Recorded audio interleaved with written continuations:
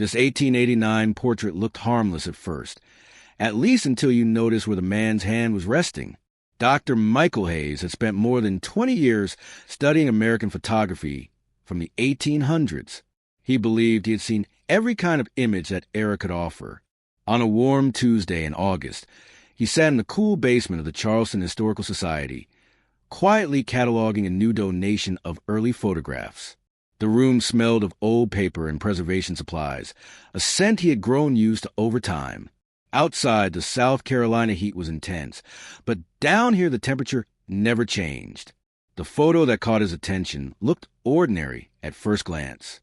It was a studio portrait from 1889. A white man in his early 30s stood next to a black woman who appeared to be in her 20s. Both wore formal clothing. He had a dark suit and a watch chain, and she wore a neat dress with a high neckline. The painted background was a simple garden scene, the kind used in many studios at the time. The photographer's mark in the corner read, "Fletcher and Sons, Charleston." Michael almost moved on. Portraits like this were common, though photos of people from different racial backgrounds together were less typical in that era. He added a quick note in his catalog and reached for the next photo, but something made him pause. The composition felt unusual. The man's posture seemed overly rigid, and he stood in a way that suggested he held some sort of claim over the woman. Her expression didn't match the calm look normally seen in Victorian portraits. He picked up his magnifying glass. First he looked closely at the woman's eyes. Even through the faded print, he could see tension in her face. Her jaw looked tight, and her eyes were angled downward, as if she wished she were somewhere else. There were shadows under her eyes, and her lips were pressed firmly together.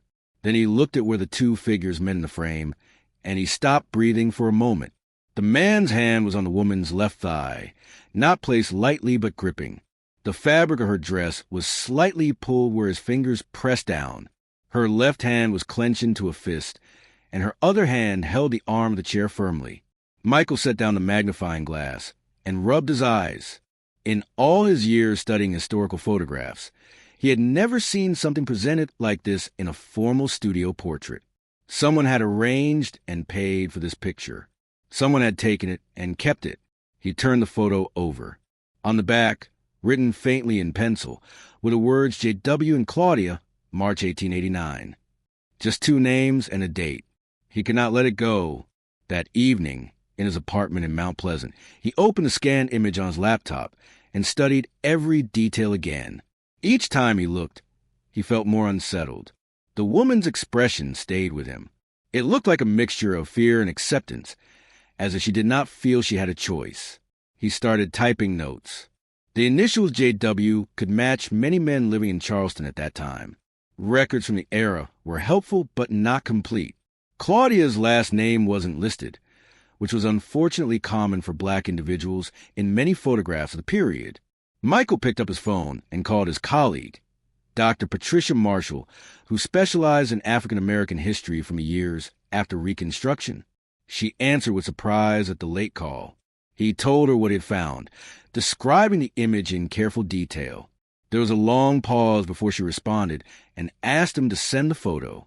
When she saw it, her voice shifted. She explained that the image might represent a situation where the woman had little or no legal support or protection. If the man was connected to the household she worked in, she could have faced enormous pressure with very few options. Michael asked why anyone would choose to document something like that in a studio portrait. Patricia suggested that, in some cases, the purpose might have been to show authority or control.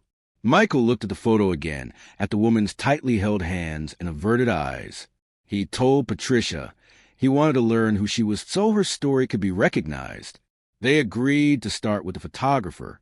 Studios often kept detailed records of clients and appointments. If they could locate Fletcher and Sons ledgers, they might identify J.W. and trace him through city records. The next morning, Michael and Patricia met at the archives. The archivist, Robert Chun, pointed them to boxes and ledgers from Fletcher and Sons, preserved by a descendant of the photographers. Michael carefully turned the fragile pages, while Patricia photographed each one. They worked through the March 1889 entries until Michael's finger stopped on one line, March 14, 1889. J. Whitmore. Single portrait with household staff. Cabinet card. $2. Paid in full. Patricia repeated the name as she opened her tablet. Notice how the entry is written, with household staff, not and household staff. It did not treat her as an equal subject. She was listed more like part of the setting. Michael felt anger rise in his chest. He took a clear photo of the ledger page, making sure every word could be read later. Now we find out who J. Whitmore was, he said. Patricia was already looking up the 1890 census on her tablet. Whitmore isn't a very common name in Charleston. There are only 3 J. Whitmores listed here in 1890. She read the entries aloud. James Whitmore, age 67, retired merchant. Joseph Whitmore, age 19, clerk. She stopped on the third line. Jonathan Whitmore, age 31, commission merchant, living on Meeting Street. The age fits, Michael said. 31 in 1890 means he would have been about 30 when the picture was taken in 1889. Patricia kept reading. He's listed as head of household. Wife Martha, age 28, 2 children under 5. She glanced up, her face serious.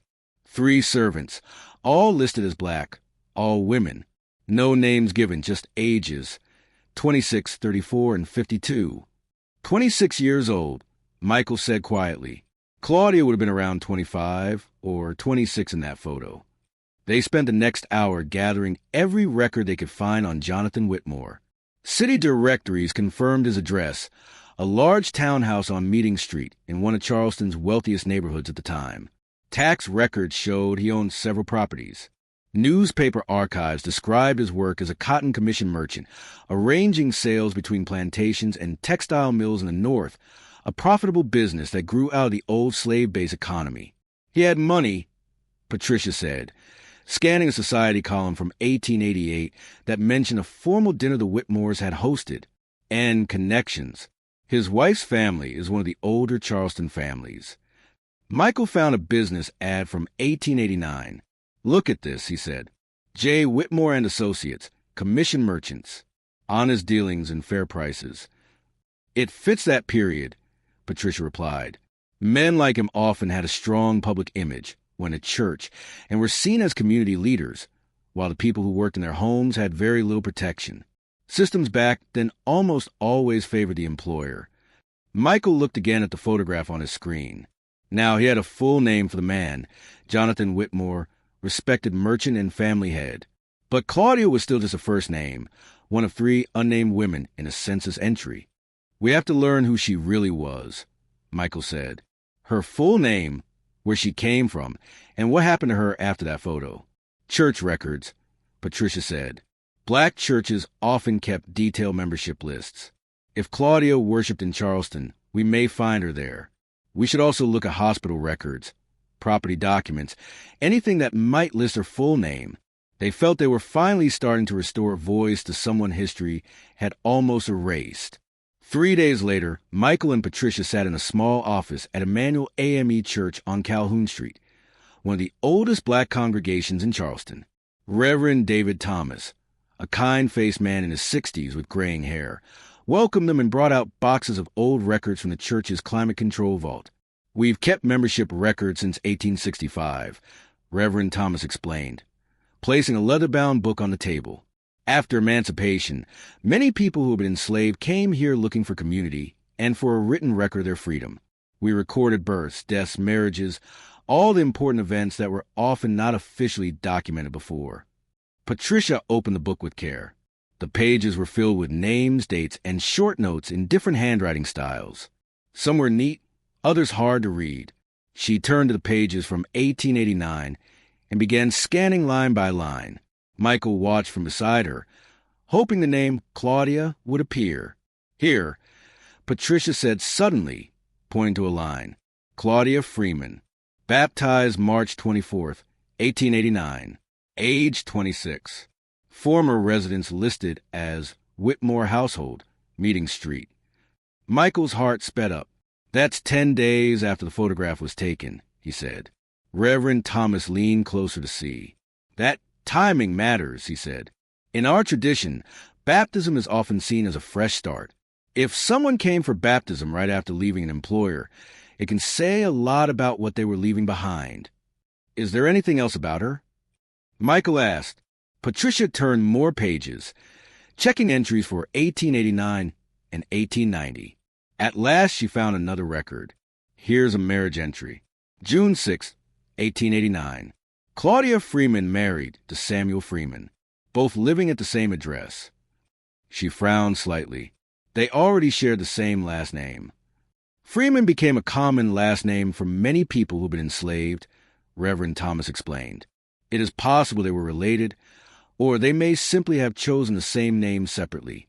Marriage could also offer a small increase in legal standing. A married woman sometimes had slightly more protection than an unmarried one, even if the difference was small. Michael wrote quickly, "Do we have anything else about Samuel Freeman? His work, his role in the community?" They searched longer and found scattered mentions of the Freemans. A note from 1890 listed Samuel as a carpenter working on repairs to the church. Another entry from 1891 showed him as part of the church's mutual aid society, which helped members during difficult times. Then Patricia came across a record that made her stop. "Death record," she said gently. Claudia Freeman. Died September 18, 1895. Age 32. Cause of death. Complications from childbirth. The room grew quiet. Michael did the math in his head. "She lived only 6 years after that photograph," he said softly. 6 years after leaving the Whitmore house. She was just 32. "Is there a record of the baby?" he asked. Patricia checked the nearby entries. "Yes. Daughter born September 17th, 1895. Name, Grace Freeman. There's a note that she survived and was cared for by her father and grandmother. If Grace lived an average lifespan, Michael said, she would be long gone by now, but her family might still be in Charleston. If we can follow the Freeman line forward, we might find them." Reverend Thomas nodded. "I know several Freeman families in our congregation. It is a common name, but I can ask. If Grace married and had children, there could be great-great-grandchildren living here today who have never heard this part of their family story." Michael looked at Patricia. "We need to find them. Claudia's descendants should know what she got through, what she left behind. And they should see that photograph not as something to be ashamed of, but as proof of her strength in leaving." "I'll start asking around," Reverend Thomas said. "Give me a few days. In our community, stories travel through families. Names and events are remembered, even if not every detail is written down." As they walked out of the church that afternoon, Michael felt both encouraged and deeply moved. They had learned Claudia's full name, traced her life after the photo, and discovered that she had found some safety and love before her early death. At the same time, her pain had been nearly invisible in the written record of Charleston's past. While they waited to hear back from Reverend Thomas, Michael turned his attention back to Jonathan Whitmore. He decided it was time to examine Whitmore's life and public record in much greater detail. If Claudia's life showed strength, Whitmore showed how much power and freedom from consequences he had. Understanding his place in Charleston society might help explain how he was able to treat the people around him the way he did. Michael drove to Meeting Street, using the old address he found in the directories. The neighborhood looked different after more than a century, but many of the historic homes still stood, restored and carefully kept. He parked across from 284 Meeting Street, the former Whitmore home.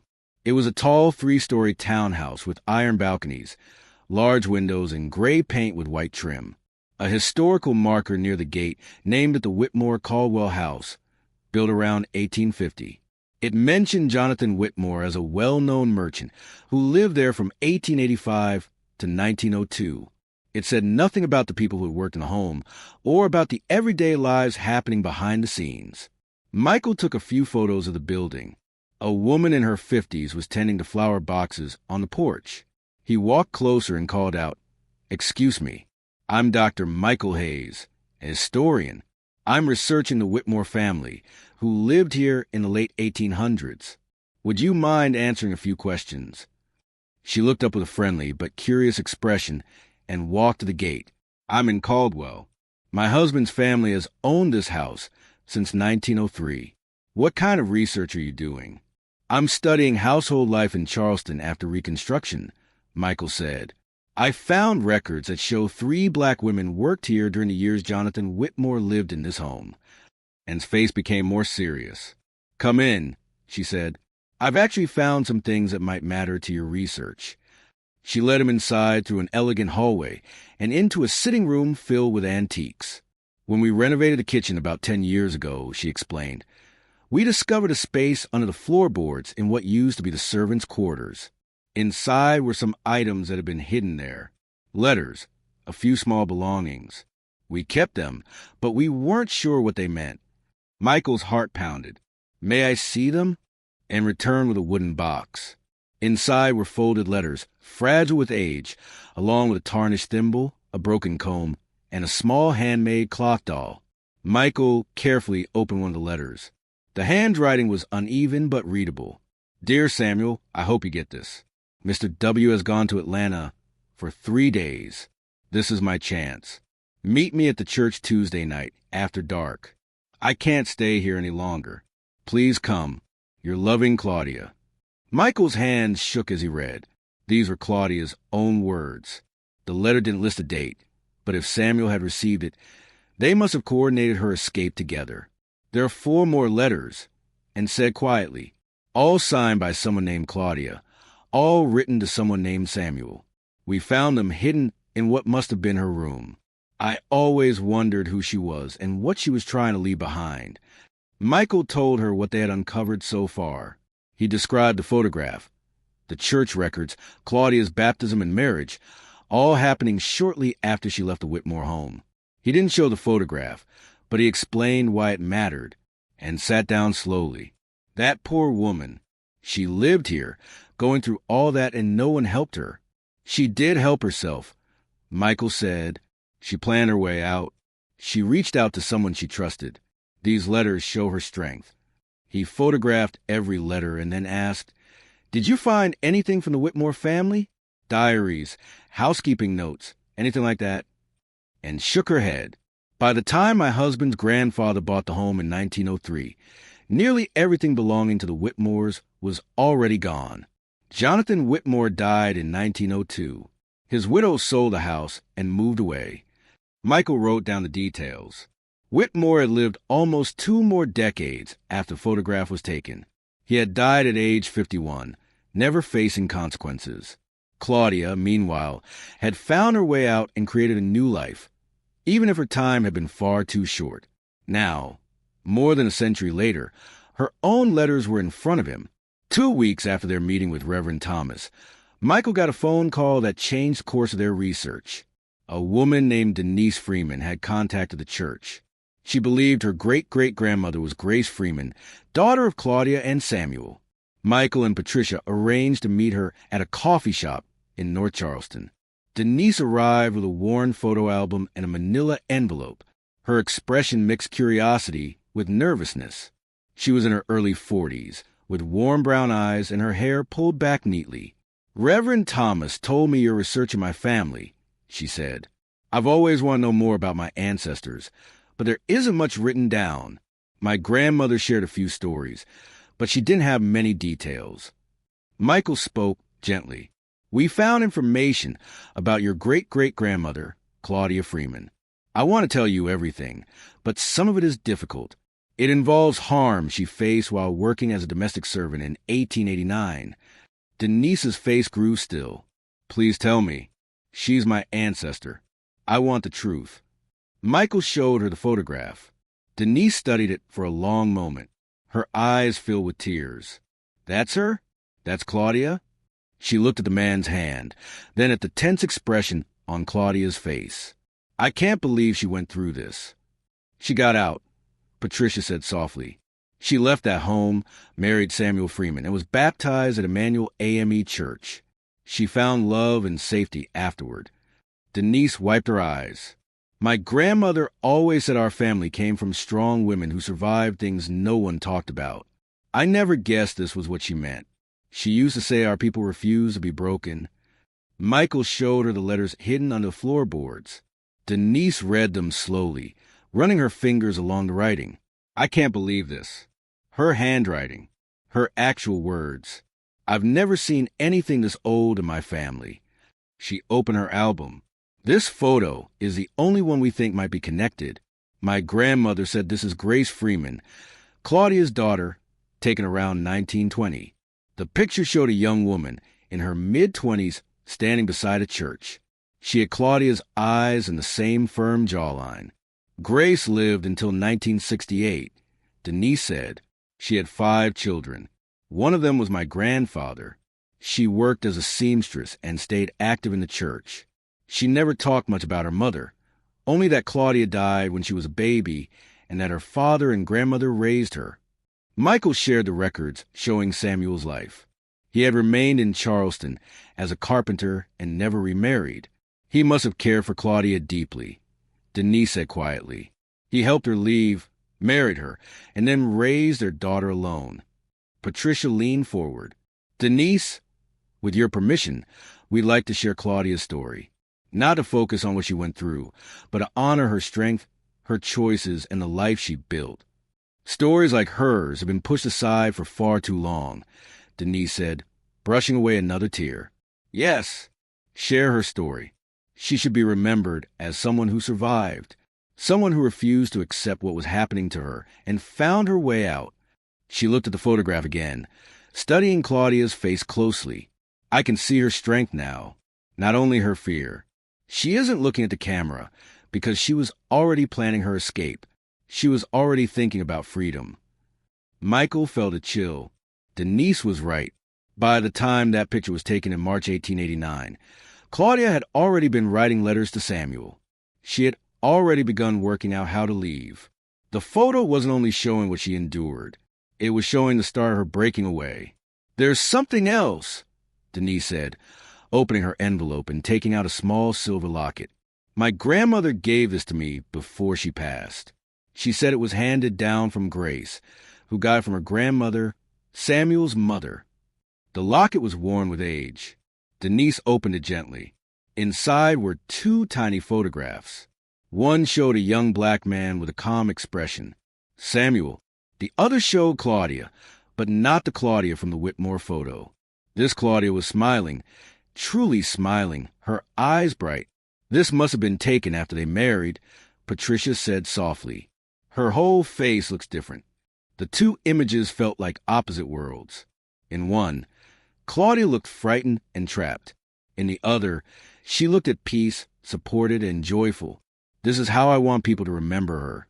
Denise said, as someone who survived and found happiness, even if her time was short. Michael spent the next 3 weeks preparing a presentation for the Southern Historical Association's annual conference. With Denise's permission, he would share Claudia's story and encourage historians to look more closely at photographs from the period. The night before the presentation, he sat in his Atlanta hotel room, going through his slides. He included the Whitmore image, slightly blurred because of its sensitive nature, next to the locket photo of Claudia smiling. The difference was powerful. Patricia called to check in. Are you ready? I think so, Michael said. I'm nervous. Some people may say I'm drawing too much from one photograph. You have records, Patricia reminded him. The letters, the church documents, the census entries, and Denise's family history. You're not guessing. You're showing evidence. The next morning, Michael stood in front of about 200 historians, archivists, and students. He opened with a question. What can a single photograph reveal about power, harm, and resilience years after Reconstruction? Michael showed the Whitmore portrait and explained what he had noticed. The room fell silent as the audience studied Claudia's tense expression, her clenched hands, and the man's grip. He then shared her story. Her escape, her baptism, her marriage, and the letters hidden under floorboards. He showed Grace's photograph and the locket image of Claudia smiling. Claudia Freeman's story almost disappeared, he said. She was unnamed in records and barely mentioned in history, yet she left signs of her life. Many women like her resisted, found ways out, and rebuilt their lives. Our job is to bring their stories forward. The crowd applauded. During questions, several historians mentioned similar photos they had never fully examined. Afterward, A Smithsonian curator approached Michael about including Claudia's story in an upcoming exhibit. He agreed to ask Denise. Within weeks, archivists and collectors from across the South sent Michael images showing similar dynamics between white men and black women. Many were studio portraits in which the women went unnamed. Michael and Patricia built a database and noticed clear patterns. Fletcher and Sons had photographed other Whitmore household staff in similar poses. One woman stared straight at the camera, her expression firm and unyielding. Church records revealed more names, suggesting that Claudia's escape may have encouraged others to leave. 6 months later, the Smithsonian opened its exhibition on domestic workers in post-Civil War America, with Claudia's 2 photographs at the center. Denise and her family attended the opening. Labels explained the lack of protection black women faced and highlighted their resilience. Visitors stopped longest at the locket photo, moved by Claudia's joy. A Washington Post article about the exhibit went viral. Thousands shared the 2 images, and many black women posted family stories that had never been written down. Michael watched with humility, knowing the discovery had opened a long, silent conversation. 2 years later, Charleston unveiled a historical marker at the site of Claudia and Samuel's former home.